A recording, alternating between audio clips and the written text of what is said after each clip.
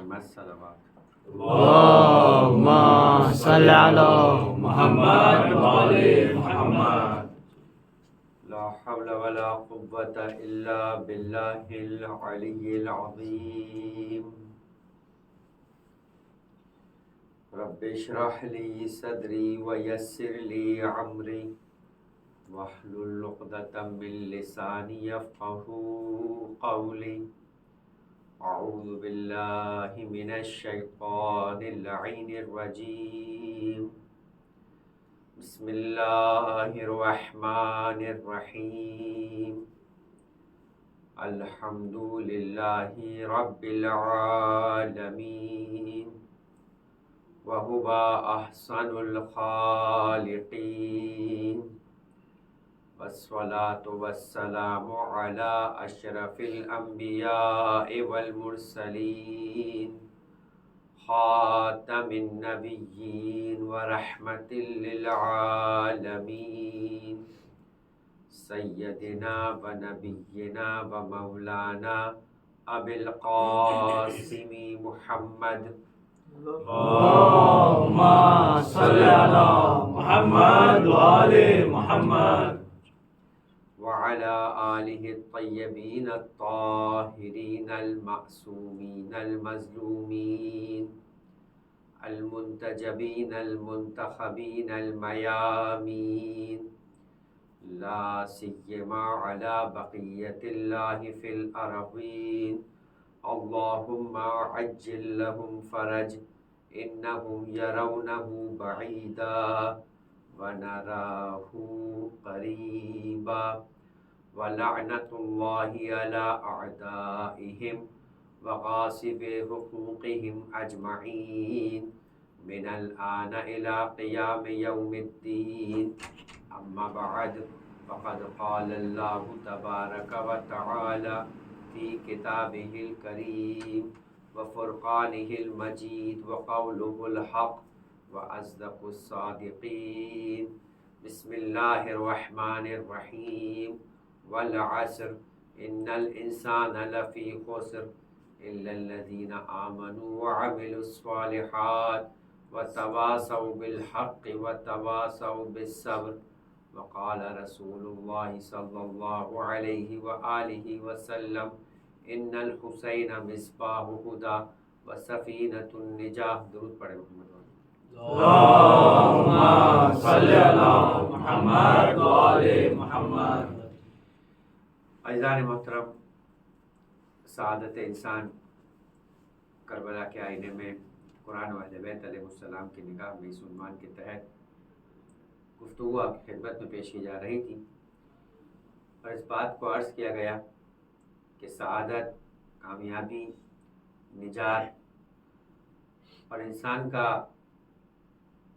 پروردگار عالم کی نگاہ میں سرخرو ہونا، یہ سارے وہ ٹرمز ہے یا وہ اصطلاحات ہے اور یہ الفاظ ہے کہ انسان، ہر ایک انسان اپنے اپنے لحاظ سے اپنی اپنی دنیا کے اندر اپنے اپنے انداز سے یہی سمجھ رہا ہوتا ہے کہ میں جس راہ پہ چل رہا ہوں، جس مقصد اور جس انداز سے زندگی گزار رہا ہوں، یہی وہ راستہ ہے کہ جو مجھے سعادت تک لے کے جانے والا ہے اور کامیاب بنانے والا ہے۔ ایسا نہیں ہے کہ کوئی بھی انسان دنیا میں آئے اور وہ زندگی بسر کر رہا ہو اور ایک باشعور سمجھدار آدمی ہو، تو پھر وہ زندگی کے کسی پیشے سے بھی منسلک ہوتا ہے، کسی انداز سے بھی زندگی بسر کر رہا ہوتا ہے، تو یہی سوچ رہا ہوتا ہے کہ میں جس راہ پہ چل رہا ہوں وہی کامیابی کی راہ ہے، اور اپنے اپنے انداز سے اس کامیابی کے راہوں کو طے کرنے کے لیے اپنے اپنے راستے کو چن رہا ہوتا ہے۔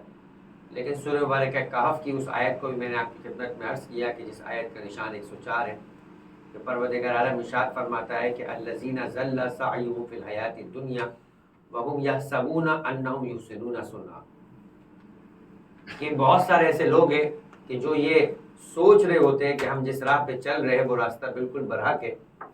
الذین ضل سعیهم فی الحیات الدنیا، لیکن حقیقت میں وہ جس اپنی دنیا کے اندر زندگی کو بسر کر رہے ہوتے ہیں، وہ اپنی زندگی میں جس قدر آگے بڑھ رہے ہوتے ہیں اسی قدر گمراہی کے راستے پہ چل رہے ہوتے ہیں۔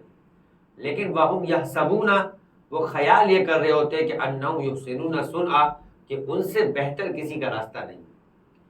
تو ایسا نہیں ہے کہ انسان جس راہ پہ چل رہا ہو وہ راہ حق بھی ہو، وہ صحیح بھی ہو، وہ کامیابی کی راہ بھی ہو۔ خدا کہہ رہا ہے کہ ہے ایسے انسان کے جو سوچ یہ رہے ہوتے ہیں کہ ہماری راہ بالکل سیدھی ہے، مگر ان کی راہیں سیدھی نہیں ہوا کرتی۔ اور اس کی مثالیں پروردگار عالم نے قرآن مجید میں اور بھی کئی مقامات پہ دی ہے، کہ جہاں دنیا میں انسان کبھی یہ سوچ رہا ہوتا ہے کہ مال کما کے فائدہ اٹھا لے گا، کہیں سوچ رہا ہوتا ہے کہ کوئی عہدہ حاصل کر کے اپنے آپ کو کامیابی تک پہنچا لے گا، کہیں سوچ رہا ہوتا ہے کہ کسی سے منسلک ہو کر جب تک وہ اس ذات تک اپنے آپ کو قریب رکھے گا تب تک فائدے میں رہے گا۔ لیکن پروردگار عالم کہتا ہے کہ ایسے بہت سارے خیالات صرف خام خیالی ہوا کرتی ہے کہ جس کی وجہ سے انسان بہت آگے بڑھ جایا کرتا ہے، تب جا کے اسے احساس ہوتا ہے کہ یہ راہ تو غلط تھی۔ لہٰذا ایک اور مثال آپ کی خدمت میں قرآن مجید کی آیت سے پیش کروں، اور بڑی عجیب آیت ہے، سورہ مبارکہ توبہ کی آیت نمبر 209 اور 109 اور 110، بلکہ 119 اور 120، یہ دونوں آیتوں کا سلسلہ ہے، اور ہمارے اعتبار سے بلکہ تمام مسلمانان عالم کے اعتبار سے اگر اس عہدے کا تذکرہ قرآن مجید کی اس آیت سے ہٹ کر کیا جائے تو شاید ہر ایک کہے گا کہ اس سے بڑا بھی کوئی عہدہ ہو سکتا ہے، اس سے بڑا بھی کوئی رشتہ ہو سکتا ہے کہ جس کے ساتھ انسان جڑا رہے ہو، پھر بھی انسان کو یہ پروردگار عالم بتا رہا ہے کہ یہ رشتہ کہ جس سے تم جڑے رہے، اس رشتے کے ساتھ صرف رشتے کے ساتھ جڑنا تمہیں فائدہ نہیں دے سکتا۔ بتاتے ہیں کہ تاریخ کے اعتبار سے خانہ خدا کے پاس زمزم کے کنویں کو دفن کیا جا چکا تھا۔ پوری تاریخ ہے کہ کس طرح سے بنو جرہم جب اس علاقے سے نکلا، بنو جرہم آیا کیسے؟ جب حضرت ہاجرہ کا اور جناب اسماعیل کا واقعہ پیش آیا تو اس سرزمین مکے کے اوپر ان دو وجود کے علاوہ کسی کا وجود نہیں تھا، اور یہ ایک فطری طریقہ کار ہے۔ آپ اسے خود بھی جج کر سکتے ہیں کہ اگر ایک انسان صحرا میں ہو کہ جہاں پانی کا کوئی نشان نہیں ہے، اور آپ کو ایک دم سے کوئی پرندوں کی قطار نظر آنا شروع ہو جائے تو آپ سمجھ لیجئے گا کہ جس جانب وہ جا رہے اسی جانب پانی، اس لیے کہ زندہ وجود کو اپنی بقا کے لیے پانی کی ضرورت ہوا کرتی، اور پانی ہی وہ چیز ہے کہ جو حیات کا بنیادی سورس ہے، کہ پھر جس کے بعد باقی سارے سورسز پیدا ہونا شروع ہو جاتے ہیں اور وہاں مہیا ہونا شروع ہو جاتے ہیں۔ لیکن اگر پانی نہیں ہے تو زندگی کا کوئی سورس بھی اس راستے کے اندر نظر نہیں آئے گا۔ تو بنو جرہم نے دیکھا کہ کئی پرندے ہیں جو کبھی اس رخ پہ نہیں جاتے، مگر آج اس رخ پہ جا رہے۔ انہیں معلوم ہے کہ ہم خطائیں کر سکتے، غلطی کر سکتے، مگر یہ نیچر ہے، اور یہ پانی کی تلاش میں جس مقام پر ہوتا ہے وہیں جایا کرتے۔ اور ایک دم سے جب پرندوں کی کثرت کو دیکھا تو فالو کرنا شروع کیا، پیچھے چلنا شروع کیا۔ جب اس وادی ذی زرع پہ پہنچے کہ جہاں کسی طرح کی کوئی زندگی کا نام و نشان نہیں تھا، تو دیکھا ایک بچہ ہے اور ایک ماں ہے، اور اس بچے کے گرد پانی موجود ہے۔ حیران ہو گئے، لیکن بالآخر زندگی کے حیات کے آثار نظر آئے۔ قریب جانے کے بعد جناب حاجرہ سے سوال کیا کہ ہمیں اجازت ہے کہ ہم بھی یہیں پر بسیرا کر لیں، اور اجازت ملنے کے بعد بنو جرہم نے وہاں پر اپنے قبیلے کو بسانا شروع کیا۔ اور پھر اس کے بعد اسی بنو جرہم کی ایک خاتون کے ساتھ جناب اسماعیل کی شادی بھی ہوئی۔ جناب ابراہیم ملاقات کو آئے، اور تاریخ ہے پوری کہ یہ بھی خود اپنی جگہ ایک مختصر سا واقعہ اشارہ کر دو کہ جناب ابراہیم آئے، اور آنے کے بعد گھر پہ جناب اسماعیل موجود نہیں تھے۔ زندگی کے اپنے روزگار کے اصول کے لیے جناب اسماعیل شکار پہ جایا کرتے تھے۔ گھر میں داخل ہوئے، خاتون نہیں جانتی تھی کہ حضرت ابراہیم کون ہے، لیکن ملنے کے لیے حضرت اسماعیل سے آئے تھے تو بطور مہمان استقبال کیا۔ کہا کیسی گزر رہی ہے؟ کہا کہ بس کیا بتائیں، پریشانی ہی پریشانی ہے، مشکلات ہے، اور شکوہ اور شکایتیں کرنا شروع کر دی۔ بس جو کچھ بھی انہیں ایسا لگا، جو ایک انداز ہے ہمارا بھی کہ جب کوئی نیا ملا کرتا ہے تو انسان اپنی شکرانے کی کیفیت کے بجائے ناشکری کی کیفیت ہے، اور جو چیز نہیں ہے اس کا تذکرہ زیادہ شروع کر دیتے ہیں۔ مگر جو کچھ ہے کہ جس کی وجہ سے زندہ ہے، اس چیز پہ خدا کا شکر ادا نہیں کر رہے ہوتے۔ شاید کہ جو چیز ہے وہ زیادہ ہو، اور جو چیز نہیں ہے وہ کم ہو، مگر جب عادت ناچیز ہونے کے اوپر شکوے و شکایتیں کی ہے تو پھر وہی چیز انسان اپنی گفتگو کے اندر موضوع بنایا کرتا ہے۔ لہٰذا شکوہ شکایتیں سٹارٹ ہو گئے۔ حضرت ابراہیم نے انتظار کیا، جناب اسماعیل آئے نہیں۔ وہ وعدہ کر کے آئے تھے، انہیں دوبارہ واپس پلٹنا تھا، لہٰذا واپس پلٹ رہے تھے۔ کہا کوئی پیغام ہے؟ آپ جا رہے ہیں، ملاقات کرنے آئے تھے، کہا بس اتنا پیغام ہے کہ جب وہ آ جائے تو انہیں کہنا کہ اپنی چوکھٹ کو بدل لے. اور یہ کہہ کر حضرت ابراہیم چلے گئے. خاتون نہیں سمجھی. جب حضرت اسماعیل آئے اور آنے کے بعد انہیں بتایا کہ اس طرح کا ایک فرد آیا تھا، تو انہیں تو معلوم تھا کہ یہ میرے بابا تھے جو مجھ سے ملاقات کو آ رہے تھے، اور افسوس کیا کہ ملاقات نہ ہو سکی. کہا کچھ پیغام دے کر گئے؟ کہا پیغام تو دیا مگر مجھے سمجھ میں نہیں آیا، شاید آپ کو سمجھ میں آ جائے. کہا کیا کہہ کر گئے؟ کہا کہہ کر یہ گئے کہ اپنی چوکھٹ کو بدل لو. اور حضرت اسماعیل نے اپنے بابا کی بات پہ عمل کرتے ہوئے اس خاتون کو طلاق دے دی. پھر ایک کچھ عرصے کے بعد جناب ابراہیم واپس آئے، اور آنے کے بعد اب جب ملاقات ہوئی تو جو گھر پہ خاتون تھی، کہا کیسی گزر رہی ہے؟ کہا خدا کا شکر ہے کہ پروردگار نے بڑا احسان کیا ہوا ہے، اور ہر وہ چیز کے جو انسان کی ضرورت ہے خدا کسی نہ کسی طریقے سے مہیا کر ہی دیتا ہے. اور اس طرح کی ساری گفتگو ہوئی. اب پھر حضرت ابراہیم جانے لگے اور حضرت اسماعیل سے ملاقات نہیں ہوئی. اور حضرت ابراہیم جب جانے لگے تو اس خاتون نے سوال کیا کہ کوئی پیغام ہے؟ آپ کی ملاقات نہ ہو سکے، پیغام دے دوں گی. تو ایک مرتبہ کہا کہ اس چوکھٹ کی حفاظت کرنا. جملہ کیا کہا؟ اس چوکھٹ کی حفاظت کرنا.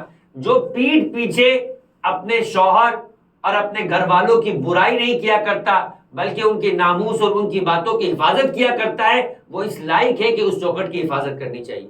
درود پڑھے محمد والے محمد پر.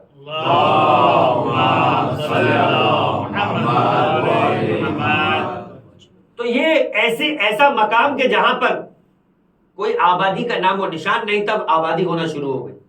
اور آگے جانے کے بعد جناب اسماعیل سے الگ نسل نکلی، اور اسی طرح سے بنو جرہم سے الگ نسل نکلی. بڑھتے بڑھتے بنو جرہم کا اس علاقے پہ قبضہ ہو گیا، اور کئی سالوں کے بعد اختلاف ہوا. بنو جرہم نے جاتے جاتے یہاں پہ جو پانی کا سورس تھا وہ زمزم تھا، تو زمزم کے کنویں کی منڈیر ہوا کرتی، جس کی وجہ سے وہ کنواں محفوظ رہا کرتا ہے. ان منڈیروں کو گرا دیا اور زمین میں دفن کر دیا. پانی کا سورس ختم ہو گیا، آبادی دوبارہ ختم ہو گئی، اور لوگ اب دور دور پھیل گئے. پھر اس کے بعد ایک وقت آیا کہ جناب عبد المطلب نے خواب کے اندر اس زمزم کے مقام کی جانب اشارہ پایا، اور اپنے بچوں کے ساتھ اس زمزم کے مقام کو ڈھونڈنا شروع کیا، اور پھر اس زمزم کے مقام کو ڈھونڈ لیا. اسی لیے جناب عبد المطلب کا لقب بنا حافر زمزم، زمزم کو دوبارہ ایجاد کرنے والے.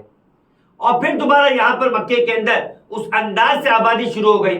اور آج بھی سائنس اس بات کی تحقیق کرتی ہے کہ اس پورے مکے میں پانی کا سورس سوائے زمزم کے آج بھی کچھ نہیں. اور حیران بھی ہے کہ جتنی کثرت سے پانی نکل رہا ہے، اتنی کثرت سے دنیا کی کسی کنویں سے پانی نکلتا بھی نہیں. اور دنیا کی کسی کنویں کے اندر یہ طاقت نہیں ہے کہ زمزم کا پانی جو ہے اگر ایک قطرہ میں کسی اور پانی میں ملا دیا جائے تو اس پورے پانی کی تاثیر کو تبدیل کر کے زمزم بنا دیتا ہے. جبکہ باقی سارے پانی میں یہ کہ آپ نے دوسرا پانی ملایا تو تبدیلی پیدا آ جاتی ہے، وہ پانی اپنی اصل کو کھو دیا کرتا ہے. اور دنیا کے ہر کنویں کے اندر گھاس پھوس اگ جایا کرتی ہے، جڑی بوٹیاں اگ جایا کرتی ہے، پانی کا ٹیسٹ تبدیل ہو جایا کرتا ہے ایک عرصے کے بعد. مگر ہزاروں سال گزر گئے، زمزم کا نہ پانی کا ٹیسٹ تبدیل ہوا ہے، نہ اس میں موجود شفا کا اثر ختم ہوا ہے. درود پڑھے محمد وآل محمد پر.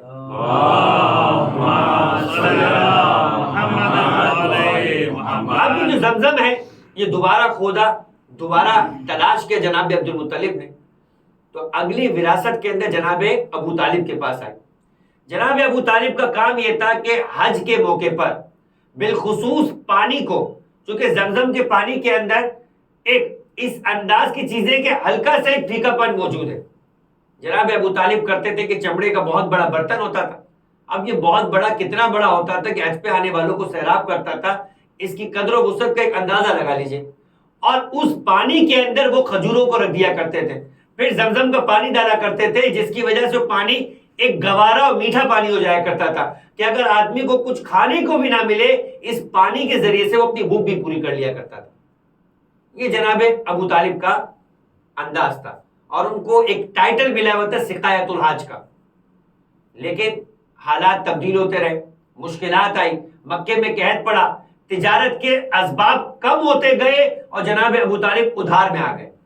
لیکن اپنی اس نیکی کو انہوں نے ختم نہیں کیا. ایک سال ادھار لیا، اگلے سال ادھار لینے کے لیے پھر اپنے بھائی جناب عباس بن عبد المطلب کے پاس گئے، جو ایک کامیاب بزنس مین تھے، دنیا کی نگاہ میں ایک کامیاب بزنس مین تھے، اور ان کے بزنس کا ایک حصہ یہ بھی تھا کہ آپ جا کر اگر حجت الوداع کا خطبہ پڑھیں گے تو حجت الوداع کے خطبے کے اندر حجت الوداع تک سود حرام نہیں تھا. اسلام کے احکامات تدریجاً آئے تھے. نماز کا حکم آیا تو ایسا نہیں کہ زکوٰۃ کا حکم فوراً آ گیا. 13 سال تک مکے میں نماز تھی، زکوٰۃ نہیں تھی. جب مدینہ آئے تو سن 2 یا 3 ہجری میں جا کر حکم آیا ہے زکوٰۃ کا، 2 ہجری میں جا کے روزے کا حکم آیا ہے، حج کا حکم 6 ہجری میں جا کر آیا ہے. آہستہ آہستہ معاشرے کو اپنی ذہنی سطح پر پیغمبر بلند کرتے گئے اور احکامات کو نافذ کرتے گئے. حجت الوداع کے موقع پہ جا کر پیغمبر اکرم نے سود کو حرام قرار دیا تھا اور کہا سب سے پہلے میں اپنے خاندان کے فرد عباس بن عبد المطلب کے تمام سودی معاملات کو باطل قرار دیتا ہوں. آج سے کسی طرح کا سود کسی کو نہیں دیا جائے گا، صرف اصل قرضہ لوگوں کو واپس کیا جائے گا. لہذا جناب عباس بن عبد المطلب بہت بڑے سرمایہ دار تھے. جناب ابو طالب نے زمزم کے پانی پلانے کے لیے جو کھجوروں کو اور اس طرح سے پیسے کی ضرورت تھی وہ ان سے قرض لیا. عباس بن عبد المطلب نے ایک جملہ کہا. جملہ کیا تھا؟ اس سال میں آپ کو خود قرض دے دیتا ہوں، لیکن اگر تیسرے سال آپ قرض نہ اتار سکے تو اس کے بدلے میں آپ مجھے یہ عہدہ دے دیں گے. جناب ابو طالب نے کہا کہ مجھے یہ تو قبول ہے کہ میں قرض دار ہو جاؤں، لیکن میں حاجیوں کی خدمت سے دستبردار ہو جاؤں، اس بات کو قبول نہیں. لہٰذا اگر تیسرے سال بھی میں نہ دے سکا تو یہ عہدہ تمہیں دے دوں گا، مجھے اس میں کوئی حرج نہیں ہے، مگر حاجیوں کی خدمت پہ کوئی کمی نہ آنے پائے. یہ جناب ابو طالب کا وہ جذبہ تھا. اب تاریخ یہ دیکھیے کہ جب جناب عباس بن عبد المطلب تیسرے سال قرضہ نہ اتار سکے جناب ابو طالب تو عہدہ ان کے پاس آ گیا. اب سقایت الحاج کا عہدہ ہے جناب عباس بن عبد المطلب. یہ خانہ کعبہ کے امور سے تعلق رکھنے والا ایک اہم ترین عہدہ. اور دوسرا عہدہ خانہ خدا کی چابی، یعنی خانہ خدا کی جو اپنی تعمیرات ہے، اس تعمیرات سے متعلق کا کام تھا بنی عبد الدار کے پاس. بنی عبد الدار کی ایک شاخ تھی بنی شیبہ، اور بنی شیبہ کے جس فرد کے پاس اس وقت اس سارے امور کا انتظام تھا اس کا نام تھا طلحہ. اس مقدمے کے بعد اب اس آیت کو سنیے گا جو سورہ مبارکہ توبہ کی آیت نمبر 119 کہ پروردگار عالم فرماتا ہے اجعلتم سقایۃ الحاج و امارت المسجد الحرام کمن آمن باللہ والیوم الآخر وجاہد فی سبیل اللہ لا یستمون عند اللہ واللہ لا یہدی القوم الظالمین. یہ اس دنیا کے اعتبار سے جو عرب دنیا تھی اس سے بڑا کوئی عہدہ نہیں تھا. اور اگر آج بھی مسلمانوں سے کہا جائے تو مسلمانوں کے پاس ایک اتنا بڑا عہدہ ہے کہ وہ کتنا ہی بڑا بادشاہ کیوں نہ ہو جائے اپنے نام کے آگے یہی لکھواتا ہے خادم حرمین شریفین. خدمت کس طرح کی ہو رہی ہے ایک الگ موضوع ہے، لیکن بات یہ کہ عہدہ مسلمانوں کی نگاہ میں بھی آج اتنا بڑا عہدہ ہے کہ اس سے بڑا کوئی عہدہ نہیں. وہ کام نہیں کر رہے تب بھی عہدہ اتنا بڑا ہے، اور یہاں تو کام ہو رہا ہے تو کتنا بڑا عہدہ ہونا چاہیے. تو جناب عباس کے پاس ہے عہدہ سقایت الحاج کا، اور طلحہ بن شیبہ کے پاس عہدہ ہے خانہ خدا کی چابی اس کے ہاتھ میں تعمیر خدا کا، تعمیر مسجد یعنی پروردگار عالم کے گھر کی تعمیر کا کام. اب ان دونوں میں تنازع ہو گیا کہ کس کا عہدہ زیادہ اہم ہے، عہدہ کس کا زیادہ بڑا ہے، اور کون ہے کہ جو معاشرے کے اعتبار سے پہلی کیٹیگری میں آئے گا کون دوسری کیٹیگری میں آئے گا. اب جھگڑا اس بات کا ہے، فیصلہ نہیں ہو رہا. جناب عباس بن عبد المطلب نے کہا کہ چلو ہم چلتے اس کے پاس کہ جس کے فیصلے کو رسول بھی قبول کرتے ہیں، اور گئے مولا کائنات کے پاس. مولا کائنات کی عمر چھوٹی، جناب عباس بن عبد المطلب کی عمر بڑی ہے، چچا ہے. اور مولا کائنات جناب ابو طالب کے 4 بیٹوں میں سب سے چھوٹے بیٹے، اور ہر بیٹے اور دوسرے بیٹے کے درمیان 10 سال کا فرق ہے. اس اعتبار سے دیکھے تو جناب مولا کائنات کی عمر پیغمبر سے چھوٹی اور عباس بن عبد المطلب پیغمبر سے بھی بڑے. تو کتنا فرق آ گیا؟ صرف مولا کائنات اور پیغمبر اکرم کی زندگی میں 30 سال کا فاصلہ ہے. پیغمبر 1 عام الفیل کو پیدا ہوئے، مولا کائنات 30 عام الفیل کو پیدا ہوئے. تو کم سے کم 30 سال کا فاصلہ تو یہی سے ہو گیا. اب سوچیں کہ چچا کی عمر کیا ہے، بھتیجے کی عمر کیا ہے، مگر فیصلہ کرانے کے لیے مولا کائنات کے پاس آ رہے. تو کچھ تو ہے کہ جو علی کو سمجھتے تھے، اور شیبہ نے بھی اس بات پہ اتفاق کیا. دونوں چلے، اور چلنے کے بعد جا کے مولا کائنات کو کہا چچا عباس نے کہ بیٹا ہم تمہارے پاس تمہیں حکم بنانے کے لیے آئے. عربوں میں ایک طریقہ کار تھا، اور آج بھی ہوتا ہے کہ دو دوستوں میں اختلاف ہو جائے یہاں پر، تو دیکھتے ہیں کہ بھئی کون ہے کہ جس پر ہم دونوں اتفاق کر لیں، لہذا دونوں جاتے ہیں اس تیسرے کے پاس، جو تم فیصلہ کرو گے وہ ہم قبول کریں گے، ورنہ فیصلہ کرنے کے لیے کیوں جا رہے ہیں؟ اس کو انتخاب کیوں کیا ہے؟ اس کو کہتے ہیں حکم. اور یہی صفین کے معرکے میں ہوا تھا کہ جب حاکم شام اور مولا کائنات کے درمیان وہ نیزے پر قرآن کو اٹھا کر دھوکے سے جنگ کو روکا گیا کہ اب حکم بنائیں گے. وہاں سے حکم بنا عمرو ابن عاص، اور یہاں سے مولا کائنات حکم بنا رہے تھے عبداللہ ابن عباس کو. تو خوارج نے زبردستی کر کے روک کر کسی ایک اور فرد کو اپنی جانب سے ابن اشعری کو جو ہے وہ منتخب کیا. مولا کائنات نے کہا یہ دھوکے میں آ جائے گا، یہ اس قابل نہیں کہ جسے حکم بنایا جائے، مگر خوارج نے موسیٰ اشعری کو زبردستی حکم بنایا. اور وہی ہوا کہ عمرو ابن عاص نے ایک مرتبہ جانے کے بعد یہ کہا، اچھا دونوں نے فیصلہ کیا تھا کہ ہم دونوں کے دونوں فریقین کو معذور کر دیں گے، اور اس کے بعد مسلمانوں سے کہیں گے کہ اپنا انتخاب خود کر لو. جب دونوں نے طے کیا، عمرو ابن عاص مکہ کا اس عرب دنیا کا چالاک ترین شخص تھا. یہ فیصلہ کروانے کے بعد کہنے لگا پہلے آپ جائیے، آپ تو بزرگ ہیں، عمر میں بڑے ہیں، بزرگ صحابی ہے، پہلے آپ جائیے. وہ گئے، اوپر جا کے انہوں نے اعلان کیا کہ بھائی ہم دونوں نے اتفاق کیا ہے کہ دونوں فریقین کو معذور کرتے جو مسلمانوں کے لڑانے میں ملوث تھے، اور پھر اس کے بعد ہم مسلمانوں سے کہیں گے کہ اپنا نیا حاکم طے کر لے. یہ موسیٰ اشعری نے کہا، منع کیا تھا مولا کائنات نے کہ دیکھو یہ احمق شخص ہے. ایک مرتبہ گیا عمرو ابن عاص، اوپر جانے کے بعد کہا بھائی آپ نے علی کی جانب سے آنے والے حکم کا فیصلہ سن لیا، اب میرا سن لیجئے کہ میں پہلی شخص سے اتفاق کرتا ہوں کہ مولا کائنات کو معذور کرتا ہوں، مگر اپنی جانب سے اپنے حاکم کو باقی رکھتا ہوں. نتیجہ کیا ہوا؟ نتیجہ یہ ہوا کہ وہاں سے علی کے معذور کے جانب پہ اتفاق ہو گیا اور حاکم شام کو معین کر دیا گیا. جب بیوقوف آدمی، نادان آدمی کہا جاتا ہے کہ نادان دوست سے دانا دشمن بہتر ہے، تو یہ حکم بنانے کا سلسلہ ہوا. اب مولا کائنات کو حکم بنایا گیا. یہاں پر جناب عباس نے مولا کائنات کے فیصلے پہ رضامندی کا اظہار کیا، اور طلحہ نے بھی اس بات پہ دیا. مولا کائنات نے جملہ کہا کہ نہ آپ کا عہدہ اہم ہے اور نہ ان کا عہدہ اہم ہے، بلکہ جو میرے پاس عہدہ ہے وہ زیادہ اہم ہے. جناب عباس نے ایک مرتبہ کہا ہم آئے اپنا فیصلہ کروانے کے لیے، آپ اپنی بات کر رہے ہیں، یہ کیا بات ہوئی؟ اور وہ ناراض ہو گئے. اب چچا بھی تھے، عمر میں بڑے بھی تھے. ناراضگی کے حالت میں کہا کہ اب میں اللہ کے رسول کے پاس جاؤں گا، ان سے فیصلہ کراؤں گا، اور پہلے علی تمہاری شکایت کروں گا کہ تم نے ہمارے درمیان اپنے عہدے کو ترجیح دے دی، جبکہ بات تو ہمارے عہدے کی ہو رہی تھی. کہہ رہے کہ تاریخ کے الفاظ ہے کہ جناب عباس اس قدر زیادہ غضبناک ہو کر چلے کہ عربوں میں رواج تھا کہ جب آدمی بہت غضبناک ہو جاتا ہے تو اپنی ردا کو، اپنی ابا کو سنبھال نہیں پاتا، زمین پر گویا گھسیٹتی ہوئی ابا جا رہی تھی. اور جب عباس بن عبد المطلب مسجد نبوی میں داخل ہوئے اور جا کر اپنا مدعا اور اپنا شکوہ پیش کیا، بس اس موقع پہ قرآن مجید کی آیت اتری، سورہ توبہ کی آیت نمبر 219، اجعلتم سقایۃ الحاج وعمارۃ المسجد الحرام کمن آمن باللہ والیوم الآخر وجاہد فی سبیل اللہ لا یستوون عند اللہ واللہ لا یہدی القوم الظالمین.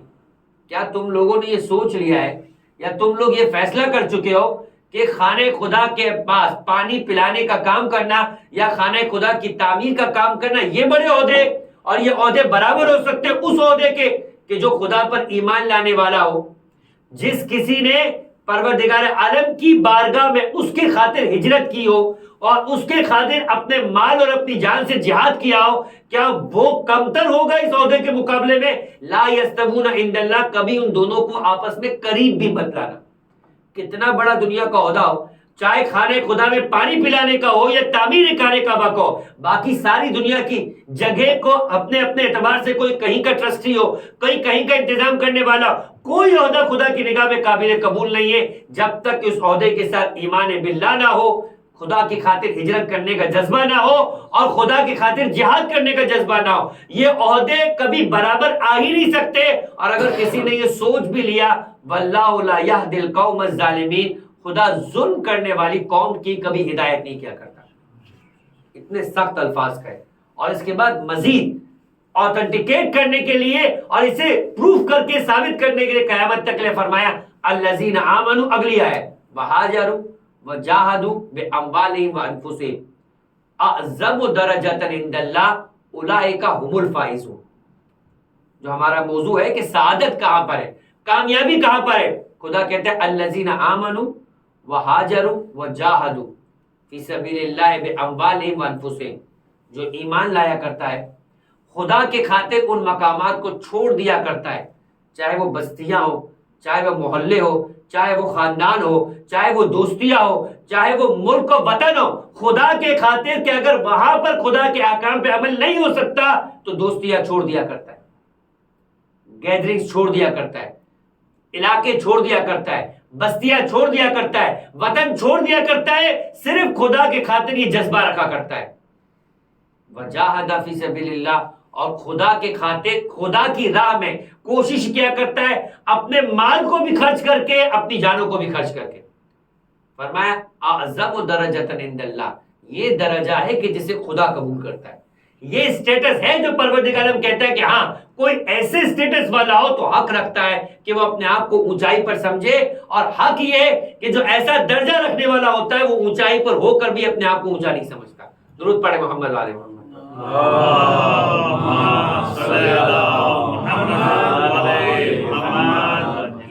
ایک اور بات درود پڑھے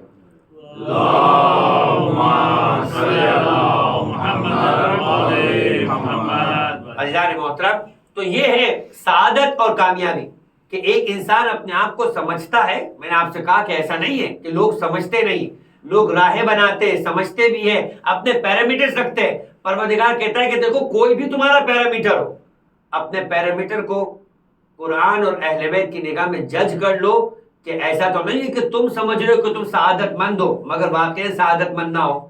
لہٰذا وہ بھی دیکھ لیجئے کہ جس واقعے کو میں نے اپنی ابتدائی گفتگو میں چھوڑا تھا اسے بھی مکمل کر دوں کہ سید سجاد امام زین العابدین علیہ افضل الصلاۃ والسلام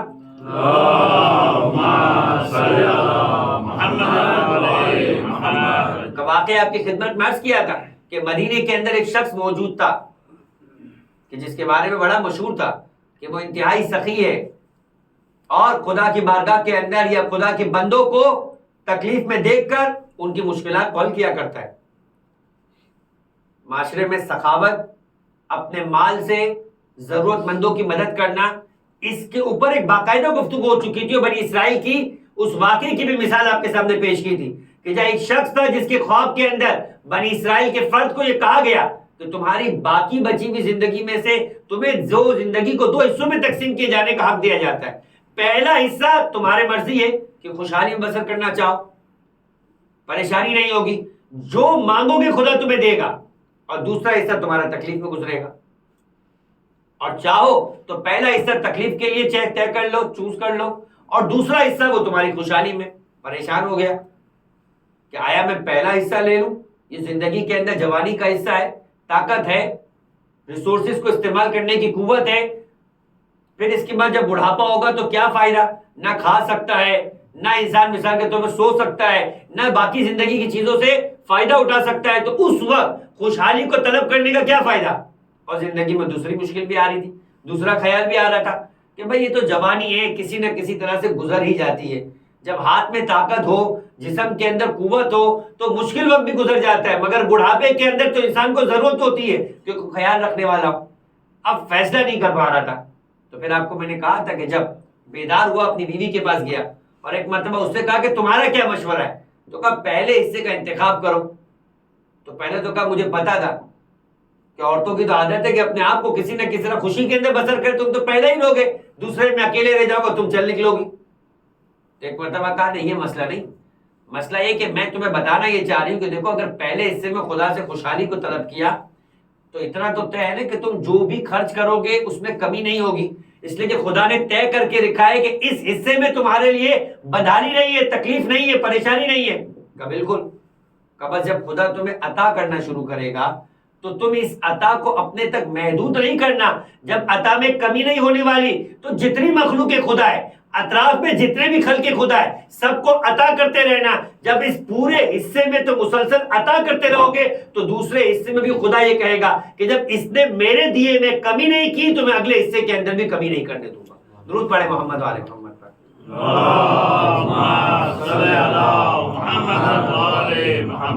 تو یہ ہے سخاوت جو خدا کی نگاہ میں پسندیدہ ہے کہ وہ ہاتھ کے جو مخلوق خدا تک عطا کرنے کا باعث بنتا ہے، خدا اسے اپنا ہاتھ قرار دیتا ہے، پھر اس ہاتھ میں کمی نہیں رہنے دیتا۔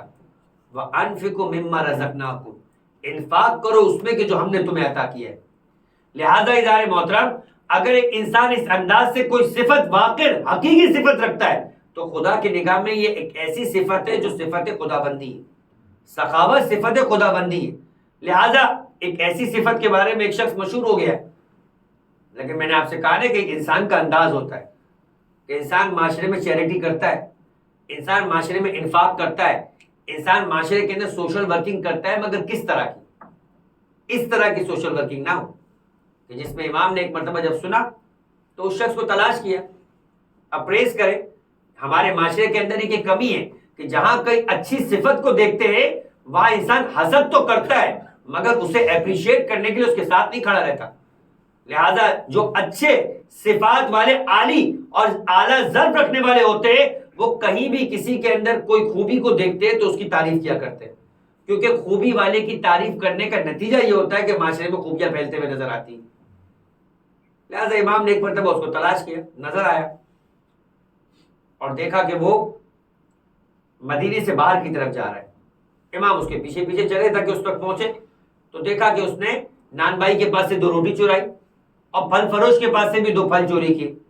یہ واقعہ تک تو میں آپ کو بیان کر چکا تھا، اور پھر اس کے بعد وہ باہر نکلا شہر سے اور ایک فقیر، ایک ضرورت مند نظر آیا، اسے بیٹھ کر کھلا دیا۔ یہاں سے بھی آگے نکلا۔ اب امام نے جا کر اس کے قریب پہنچ کر اسے کہا کہ یہ سارا کیا معاملہ ہے؟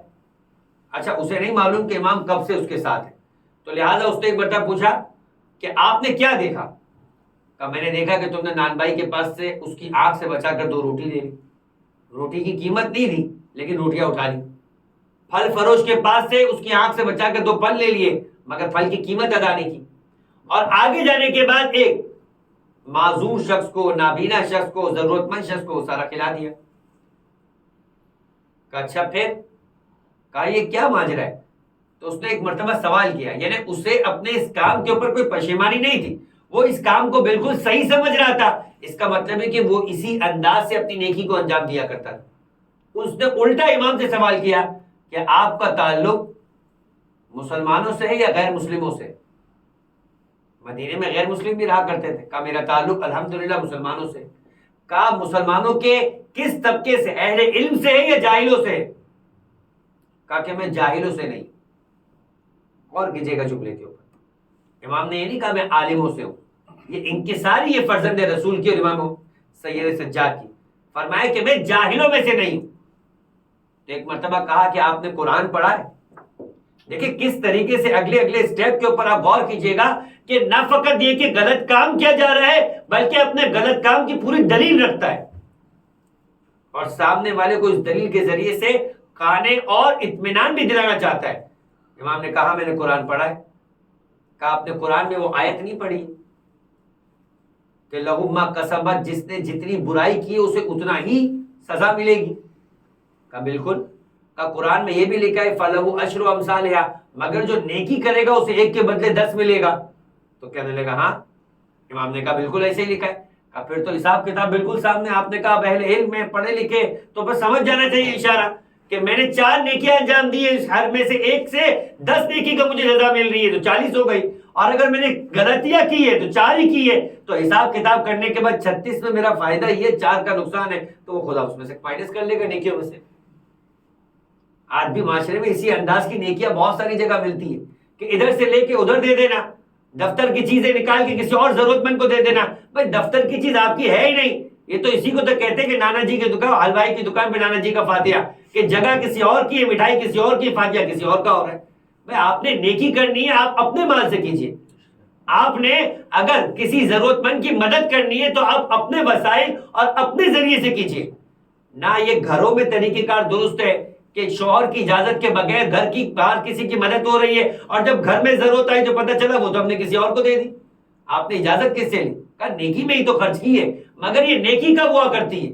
عزیزان محترم اسے نیکی نہیں کہا کرتے، بلکہ بعض ایسی نیکیاں تو غلط بھی ہوا کرتی ہے کہ جہاں پر یہی نہ معلوم ہو کہ بھائی یہ نیکی کرنی کس کے ساتھ ہے۔ آج شب جمعہ عزیزان محترم، اور بہت مناسب ہے اس واقعے کو عرض کیا جائے کہ بنی اسرائیل کے دور میں بنی اسرائیل کے انبیاء کے دور کے اندر ایک فرد کا انتقال ہو گیا، پیچھے اس کی بیوی اور اس کا بچہ رہ گیا۔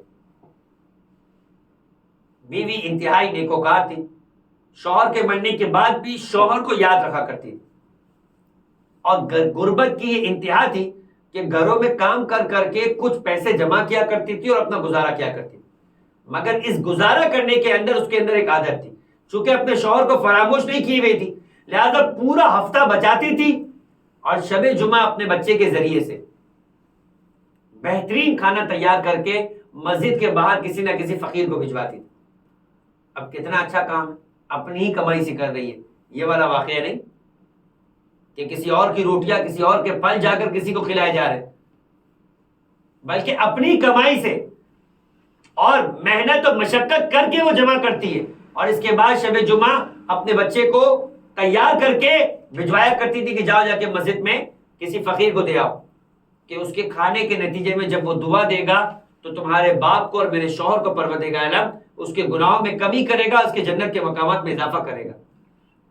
چل رہا تھا سلسلہ، اور ایسے میں ایک مرتبہ ایک رات کو جب زوجہ سوتی ہے تو خواب کے اندر اپنے شوہر کو دیکھتی ہے، اور شوہر ایک جملہ کہتا ہے کہ آج جا کر مجھے لگا کہ واقعاً تو وفادار ہے، وفا شعار ہے، اور آج بھی تو مجھے بھولی نہیں ہے اور میرے لیے کچھ نہ کچھ نیکی کرنے کا جذبہ رکھتی ہے۔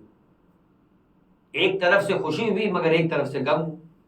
خوشی اس بات کی کہ آج جا کے شوہر کو سکون ملا، اطمینان ملا، میری نیکی اس تک پہنچی۔ غم اس بات کا، کہا میں یہ آج سے تو نہیں کر رہی، کئی مہینے گزر گئے کہ جب سے یہ میری ریاضت و کوشش چل رہی ہے، مگر آج ایسا کیا ہوا کہ جس کی وجہ سے شوہر کو یہ مل گئی نیکی اور اس نے آپ کی خوشی کا اظہار کیا۔ بیدار ہوئی اور سوچنے لگی کہ کہیں نہ کہیں میرے بچے نے آج جا کر کسی ایسے فقیر کو یہ کھانا دیا ہے جو واقعی ولی خدا تھا، اور جس نے کھایا ہے تو خدا نے اس کا اجر میرے شوہر کو پہنچایا ہے۔ رات کا وقت تھا، بیٹے کو جگا دیا اور پوچھا کہ بیٹا یہ بتاؤ آج جا کر مسجد میں کہاں جا کے تم نے یہ کھانا دیا تھا؟ بیٹا حیران ہو گیا کہ آج تک تو ماں نے کبھی یہ سوال نہیں کیا، اور آج رات کو جگا کر کے سوال کر رہی ہے، کل دن میں ہی پوچھ سکتی تھی۔ تو خاموش ہو گیا، جواب نہ دے پایا۔ کہا بھائی بتاؤ تو صحیح، میں تو صرف اتنا پوچھ رہی ہوں کہ پتہ نہیں کون سا ولی خدا تھا، اسے تلاش کر کے رکھو، اسے ذہن میں محفوظ رکھو، اگلی مرتبہ اسی کو کھانا دینا ہے تلاش کر کے، کیونکہ اس کو جو دیا اور اس نے جو کھایا وہی قبول ہوا۔ اب پھر بچے نے جواب نہ دیا۔ جب تیسری مرتبہ ماں نے ایک مرتبہ اصرار کیا اور سختی سے پوچھا تو بچے نے رونا شروع کر دیا۔ کہا کہ میں تم سے سوال کر رہی ہوں، تم جواب نہیں دے رہے بلکہ رونا شروع کر دیا ہے۔ کہ ماں اگر تو ڈانٹے گی نہیں تو جب بتاؤں کہ میں نے دیا کس کو؟ کہا نہیں بتاؤ، بالکل میں جاننا چاہتی ہوں اور میں اسی کو دینا چاہتی ہوں پھر بعد میں۔ کہا کہ ماں تو پورا ہفتہ تیار کیا کرتی تھی، تو اور میں روکھی سوکھی کھا لیا کرتے تھے، اب روکھی سوکھی کھا کھا کر میں اتنا پریشان ہو گیا تھا کہ آج میں مسجد میں خود جا کے کسی کونے میں بیٹھ گیا اور وہ کھانا میں نے ہی کھا لیا۔ اس دور کے نبی خدا کے پاس یہ ماں اپنے بچے کو صبح ہو کر لے کر گئی تو اس نبی خدا نے کہا کہ نیکی کرنے کا پہلا حق تمہاری اپنی اولاد پہ تھا جسے تم فراموش کی ہوئی تھی۔ جب تمہاری اولاد نے وہ کھانا کھا لیا، گرچہ کہ تمہاری نیت نہیں تھی، خدا نے اسے قبول کر کے تمہارے شوہر تک پہنچایا۔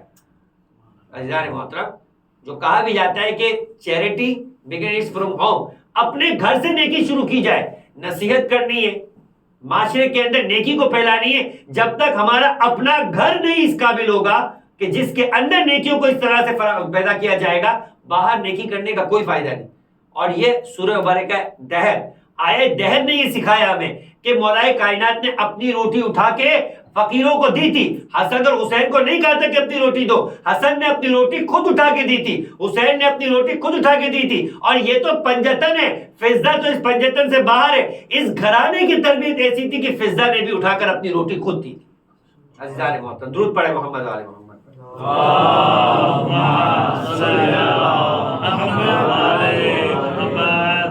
لہذا کسی کو کسی اور کی روٹی اٹھا کے نیکی کرنے کی اجازت نہیں ہے۔ معاشرہ ایسا بنائے، ماحول ایسا بنائے، تربیت ایسی کرے کہ ایک آدمی اپنی روٹی خود اٹھا کے دینے کا جذبہ رکھتا ہو اور نیکی میں شامل ہونا چاہے، اور اگر نہیں شامل ہونا چاہتا ہے تو اسے زبردستی نہ کی جائے۔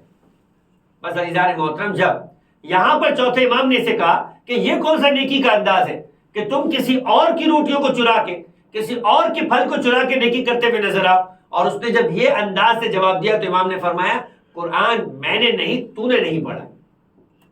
قرآن میں نے نہیں، تو نے مکمل نہیں پڑھا ہے. تو نے ان آیتوں کو تو پڑھ لیا تھا مگر ان آیتوں کی بنیاد جو ہے وہ نہیں پڑھا تھا کہ خدا کہتا ہے انما یتقبل اللہ من المتقین.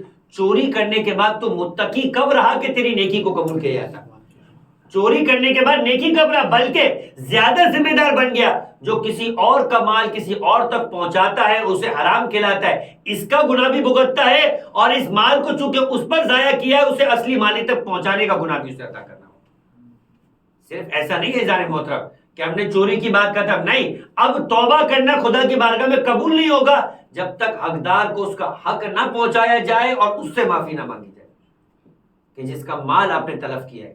عزیزان محترم یہ سب چیزیں وہ ہے کہ جو انسان کی سعادت مندی کے لیے سمجھنے کی ضرورت ہے کہ اپنی جانب سے جب انسان راہوں کا انتخاب کرتا ہے تو اگر قرآن کی آیتوں کو بھی پڑھ کر انتخاب کرے گا مگر جو قرآن کی آیتوں کی تشریح کرنے والے ان سے اپنے رابطے کو نہیں جوڑے گا تو سورہ مبارکہ بقرہ میں یہی قرآن کے بارے میں خدا کہتا ہے یہدی بہ کثیرا ویضل بہ کثیرا. یہ قرآن اپنے بہت سارے پڑھنے والوں کی ہدایت کرتا ہے تو بہت سارے کو گمراہ بھی کر دیا کرتا ہے. اس لیے کہ اہل قرآن سے قرآن کو نہیں لیا گیا.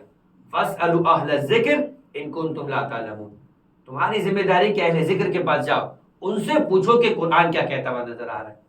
بس عزیزان محترم آج کے تک گفتگو کو اس مقام تک روکتے ہیں اس لیے کہ آج شب جمعہ بھی ہے اور ذکر مصائب ہے. علمدار لشکر حسین عباس بن عبد المطلب عباس بن ابی طالب بھی. عزیزان محترم شب جمعہ کیا ہے؟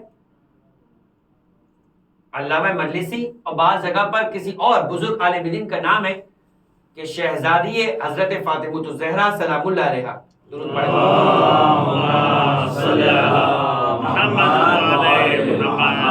ایک شخص کے خواب میں آتی ہے جو کربلا کے نواح میں رہتا ہے، مضافات میں سبب ایریے کے اندر، اور وہ ہر شب جمعہ امام حسین کی زیارت کو آتا ہے اور شب جمعہ کے علاوہ بھی زیارتوں پہ آیا کرتا ہے.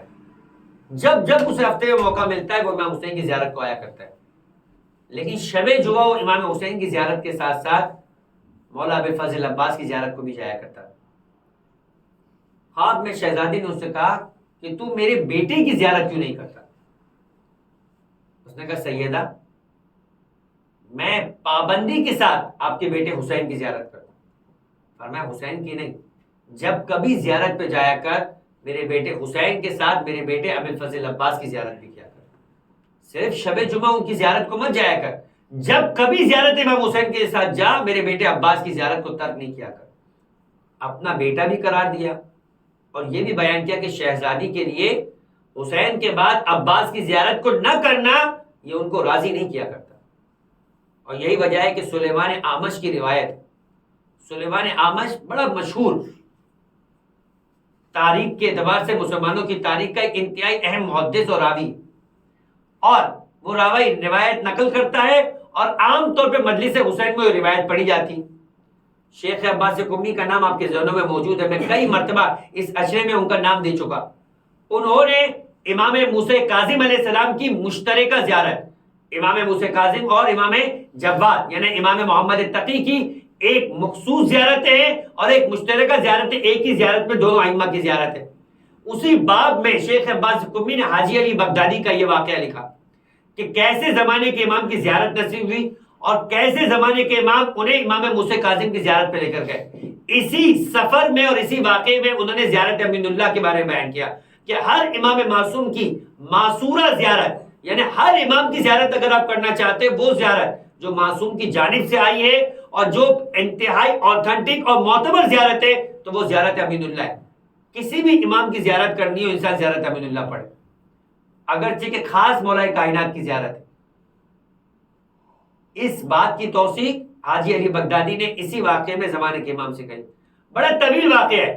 وہاں پر ایک سوال کیا حاجی علی بغدادی نے کہ ہم مجلس امام حسین میں ذاکرین سے ایک روایت پڑھتے، آپ بتائیے کیا یہ روایت سچ ہے؟ امام نے کہا یہ روایت سچ اور برحق ہے. کون سی روایت ہے؟ کہ سلیمان اعمش سے ایک روایت ہے کہ سلیمان اعمش کوفے میں رہتا تھا. نجف کے پاس شب جمعہ آنے والی تھی، اپنے پڑوس کے فرد کے پاس جس سے ان کی دوستی تھی اس کے پاس گئے اور جا کر کہا کیا تم آج رات کربلا زیارت امام حسین کے لیے چلو گے؟ تو اس نے کہا کہ یہ تو بدعت ہے اور میں کسی بدعت پہ عمل نہیں کیا کرتا. کہا مجھے بڑا غصہ آیا مگر میں اس وقت اسے جواب نہیں دینا چاہتا، میں اپنے گھر کو آ گیا اور رات جب اس وقت پہنچی کہ جس وقت مجھے سفر کا ارادہ تھا میں سفر پہ روانہ ہو کربلا پہنچا. عجیب منظر دیکھا کہ صحن قبر امام حسین کے پاس وہی میرا پڑوسی سجدے کے عالم میں موجود ہے اور زار و قطار گریا کر رہا ہے. کہ میں حیران ہوا اور اس کے قریب گیا اور قریب جانے کے بعد میں نے اس سے سوال کیا کہ تم تو زیارت امام حسین کو بدعت کہہ رہے تھے، اب اسی صحن کے اندر سجدے میں ہو اور اس طرح سے رو رہے ہو. کہ مجھے مزید گناہگار مت کر اور مجھے مزید دکھ نہ دے کیونکہ میں اپنے اس کیے پر شرمندہ ہوں اور توبہ کرنے کے لیے روزہ امام حسین پہ آ چکا ہوں. کہا مگر کیا منظر ہوا، کیا ماجرا ہوا؟ کہنے لگا جب میں نے تمہیں وہ جملہ کہا جو مجھے نہیں کہنا چاہیے تھا اور میں تمہیں کہنے کے بعد جا کر اپنے گھر میں چلا گیا، رات ہونے والی تھی، میں تھکا ہوا تھا، سو گیا. کہا میں نے خواب میں دیکھا کہ آسمان سے ایک سواری اتر رہی. اب حاجی علی بغدادی اس واقعے کو زمانے کے امام کے سامنے پیش کر رہے اور مفاتی کے اندر یہ واقعہ درج ہے. کہا کہ میں نے دیکھا کہ آسمان سے ایک سواری اتر رہی جو محمل ہے جس کے اوپر پردہ لگا ہوا ہے اور اس محمل سے مسلسل رکے اور کاغذ کے ٹکڑے گر رہے. میں نے کسی سے پوچھا جو میرے قریب تک یہ سواری کون سی ہے؟ کہا یہ سواری جناب خدیجہ الکبریٰ اور جناب فاطمہ زہرا سلام اللہ علیہما کی، اور یہ آج کی رات اپنے بیٹے حسین کی زیارت کو آ رہی. کہا آج کون سی رات ہے؟ کہا شب جمعہ ہے. ہر شب جمعہ کو حضرت زہرا اپنی والدہ جناب خدیجہ کے ساتھ امام حسین کی زیارت کو آیا کرتی. کہا یہ جو رکے اور یہ کاغذ کے ٹکڑے گر رہے اس میں کیا لکھا ہے؟ کہا اس میں لکھا ہے کہ امان من اللہ لزوار الحسین یوم الجمعہ. جو شب جمعہ امام حسین کی زیارت کیا کرتا ہے اسے خدا کی جانب سے امان مل جایا کرتی ہے. کہ خدا نے وعدہ کیا ہے کہ جو شب جمعہ حسین کی زیارت کرے گا خدا اس پہ جہنم کو حرام کرا دے گا. جو سوال تھا حاجی علی بغدادی کا وہ یہ تھا کیا یہ واقعہ برحق ہے؟ زمانے کے امام نے کہا یہ واقعہ برحق ہے. کہا جو اس میں تحریر لکھی ہوئی ہے کیا واقعہ کی سچ ہے؟ تو کہا میں نے دیکھا کہ زمانے کے امام کی آنکھوں میں آنسو آ گئے اور کہا کہ یہ برحق ہے کہ جو کوئی بھی میرے جد حسین کی زیارت شب جمعہ کیا کرتا ہے خدا اس کے لیے امان لکھ دیا کرتا ہے. عزیزان محترم یہ شب جمعہ ہے اور اس شب جمعہ کے اندر ہم سیدہ کی بارگاہ میں ان کے بیٹے جناب ابی الفضل عباس کا واسطہ دینے کے لیے جمع ہو. کون عباس؟ روایتوں کے مطابق جناب عقیل جو مولائے کائنات کے بڑے بھائی تھے، علم الانساب کے ماہر تھے، یعنی قبیلوں کے بارے میں اور قبیلوں کی شاخوں کے بارے میں علم رکھتے تھے کہ کون سا قبیلہ کس صفت کے اندر سب سے زیادہ عالی. ایک مرتبہ امیر کائنات نے عقیل کو بلوایا، وہ خود مولائے کائنات تھے مگر ایک بات تھی جو عقیل کے دل میں پیدا کرنا چاہتے تھے کہ اے عقیل میں آج ہی سے کربلا کے لیے تیاری کر رہا ہوں، تم بھی میرے بیٹے حسین کے لیے تیاری کرتے ہوئے نظر آؤ. اور یہی وجہ ہے کہ مولائے کائنات کی شادی بنی کلاب کی فاطمہ کلابیہ کے ساتھ کروائی عقیل نے اور خود جو شادی کی اس کے نتیجے مسلم ابن عقیل پیدا ہوئے. اور جناب مسلم ابن عقیل اور جناب عباس دونوں امام حسین کی نگاہ کے اندر قابل اعتماد، قابل بھروسہ اور اس صفت پہ موجود تھے کہ معصوم نے دونوں کی زیارت کے لیے الفاظ کہے کہ السلام علیکہ ایھا العبد الصالح المطیع للہ ولرسولہ ولامیر المؤمنین وللحسن والحسین. سلام اس نیک بندے پر کہ جس نے اپنی زندگی اللہ کے رسول کی اطاعت میں گزاری، امیر کائنات کی اطاعت میں گزاری، شہزادی کونین کی اطاعت میں گزاری، حسن اور حسین کی اطاعت میں گزاری. بس عزیزان محترم یہی وجہ تھی کہ شب عاشور زہیر ابن قین ایک مرتبہ عبداللہ بن جعفر بن عقیل کے قریب آتے ہیں اور اسے جملہ کہتے ہیں کیا تم مجھے اپنا علم دو گے، لشکر کا علم دو گے؟ ایک مرتبہ زہیر کی عمر بڑی تھی. کہا چچا خیریت تو ہے، کیا مجھ سے کوئی خطا ہو گئی ہے کہ مجھ سے یہ علم لے رہے؟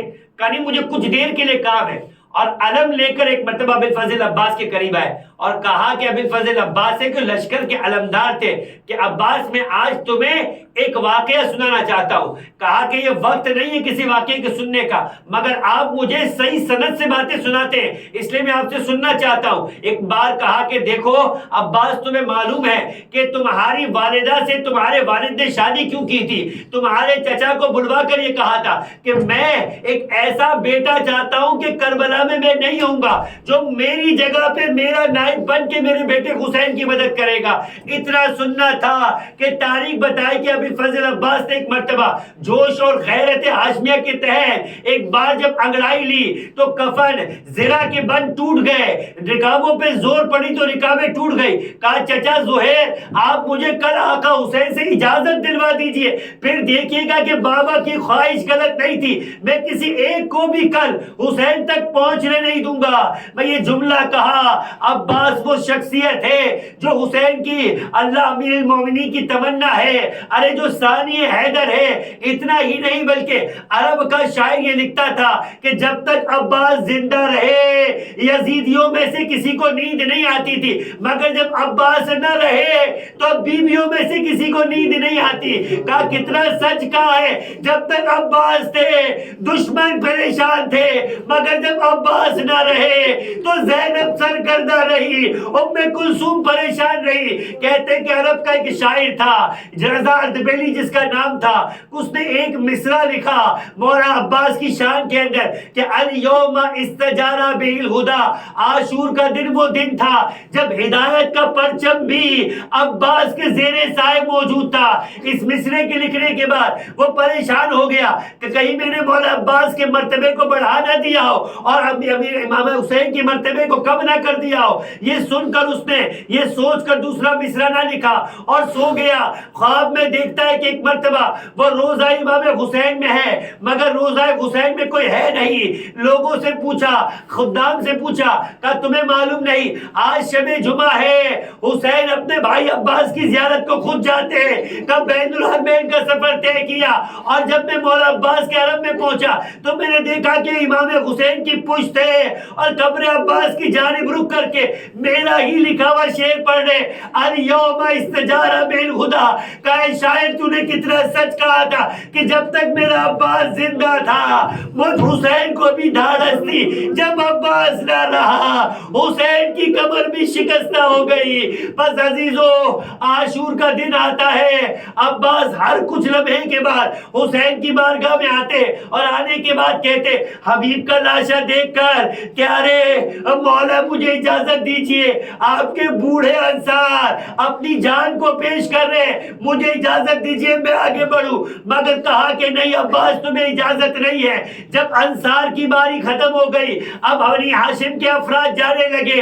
ارے عباس کے گود کے پالے عباس ان کے لاشوں کو لے کر آتے، کبھی اور محمد کا لاشا ہے کبھی قاسم کا لاشا ہے. ایک مرتبہ دل میں سینے میں دل بڑا تنگ ہوا، مولا کے خیمے میں گئے، جو کر دو زانو ادب طے کر دیے اور ایک جملہ کا مولا اب تو اجازت دے دیجئے میں اپنے گود کے پالوں کے لاشوں کو خود اٹھا کر لے کر آیا ہوں.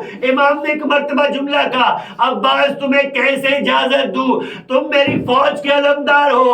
فنظر الی یمین و شمال، عباس نے دائیں دیکھا، عباس نے بائیں دیکھ کر کہا مولا وہ فوج کا رہی جس کا میں علمدار تھا مگر اجازت نہ ملی. بس حسین پہ رونے والوں ارے دل کھول کے اس حسین کی قربانی پہ رو کہ جس کے لاشی نے حسین کو بھی رلا دیا. بس ایک مرتبہ عباس اجازت نہ ملنے پر خیمے سے باہر نکلے، دیکھا ایک چھوٹی بچی ہے جو چند بچیوں کے ساتھ کھڑی ہے اور ایک جملہ کہتی ہے ارے چچا عباس آپ زندہ ہے اور ہم پیاسے رہ جائے، میں ان بچوں سے وعدہ کر کے آئی ہوں کہ جب تک میرا چچا عباس زندہ ہے تم پیاسے نہیں رہو گے. اتنا سننا تھا کہ عباس کی آنکھوں میں گویا چمک آ گئی. سکینہ کو گود میں لیا، خشک سی مشک کو اپنے کندھے پہ لیا اور اب امام حسین کے خیمے میں چلے. جو خیمے میں چلے متن لکھتا ہے کہ حسین نے دور سے آتے ہوئے عباس اور سکینہ کو دیکھا, 2 جملے کہے, ایک جملہ عباس سے, ایک جملہ سکینہ سے. عباس سے کہا جاؤ عباس, اب ہم تمہیں نہ روکیں گے, بچوں کے لیے پانی کی سبیل کراؤ. اور ایک جملہ سکینہ سے کہا آج چچا کو اجازت دلانے آ رہی ہے, کل چچا بڑا یاد آئے گا. اور جب سے میں نے تماچے مارے, سکینہ نے فرات کی طرف رک کر کے کہا ہائے میرے چچا عباس, ہائے میرے چچا عباس. ایک مرتبہ ابو الفضل عباس سوار ہوئے اور چلے دشمن کی جانب. 4000 تیر اندازوں نے عباس کا راستہ روکنا چاہا, مگر جناب عباس نے سینکڑوں کو قتل کیا. ایک بار ترائی میں اپنے گھوڑے کو داخل کیا اور ایک بار کہنے لگے اے اسپِ با وفا, تو بھی بڑا پیاسا ہے, میں بھی بڑا پیاسا ہوں, مگر پہلے تیرا حق ہے, مگر گھوڑا بہت زیادہ. ارے وہ عباس کا وفادار سواری تھی, پانی نہیں پیا. عباس نے چلو میں پانی لیا اور ایک مرتبہ ایک جملہ کہا, ارے اس پانی میں شاید سکینہ کی تصویر نظر آئی ہو. کہا یہ پانی مجھے بچوں تک پہنچانا ہے. مشق کو بھرا, ترائی سے باہر آئے, اور اب جب باہر لڑتے لڑتے کہیں سے چھپے ہوئے دشمن نے وار کیا, دایاں بازو قطع ہو گیا, بائیں بازو میں علم سنبھالا, بائیں بازو کو جدا کیا. اب عباس کے شانے موجود نہیں ہے, مگر سواری آگے بڑھ رہی ہے. اور ملا سے مختار نے جب پوچھا تو نے اپنے تیر کہاں کہاں مارے, ایک مورد کہتا ہے کہ جب میں نے دیکھا حسین کا علمدار عباس مسلسل خیمے کی جانب بڑھ رہا تھا, کوئی طاقت اسے روک نہیں پا رہی تھی. میں نے غور کیا کہ کون سی چیز ہے جس میں عباس کی جان ہے, تو دیکھا کوئی چیز سینے سے لگی ہے جسے عباس ہر آنے والے تیر کو اپنے اوپر لے رہے, مگر اس تک تیر کو نہیں پہنچنے دے رہے. میں نے نشانہ لیا, تیر روانہ ہوا, مشق سکینہ چھدی. ارے میں کہتا ہوں مشق نہیں چھدی, عباس کے ارمان بہ گئے. عباس نے سواری کے رخ کو موڑا اور کہا مجھے خیمے کی جانب نہیں جانا, میں سکینہ سے شرمندہ ہوں. کہتے کہ جیسے ہی رخ موڑا ایک تیر آ کے آنکھ میں لگا. ارے جس کے بازو نہ ہو وہ تیر کو کیسے روکے. اس تیر نے اتنی اذیت دی کہ عباس نے اپنے گھٹنوں کے درمیان میں اس تیر کو رکھا, اور اب جب تیر کو نکالنے کے لیے جھکے ایک گرز آیا, شرع عباس میں جا کے لگا. ام البنین نے مدینے میں مرثیہ پڑھا, لا تدعونی ویک ام البنین, مجھے ام البنین نہ کہو. لیت شعری, ارے مجھے کاش کوئی بتاتا کہ واقع میرے عباس کے سر پہ گرز لگا, کاش کہ عباس کے ہاتھ ہوتے, عباس کے قریب کوئی نہ پاتا. زمین کربلا پہ عباس کرے. اور ایک مرتبہ ایک آواز بلند کی, علیک السلام یا آقا ہو, ارے بھیا میرا آخری سلام قبول کرے. وہ خیمے میں حسین اپنی کرسی پہ بیٹھے تھے, اپنی کمر پہ ہاتھ رکھ کر کہنے لگے عباس تم نہ گئے, الآن انکسر ظہری, حسین کی کمر شکستہ.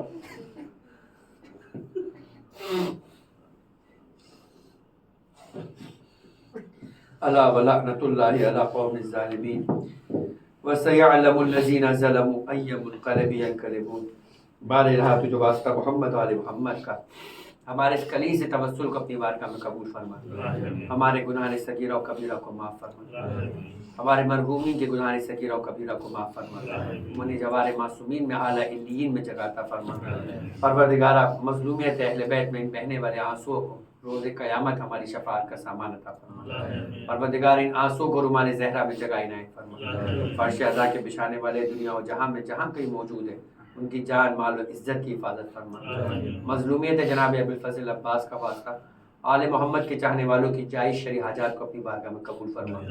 بالخصوص جو بیمار ہیں شفاء کاملہ عاجلہ عطا فرما, جو بے روزگار ہیں رزق حلال عطا فرما, جو برسر روزگار ہیں ان کے رزق حلال وسعت و برکت عطا فرما, جو بے اولاد ہیں اولاد صالحہ عطا فرما.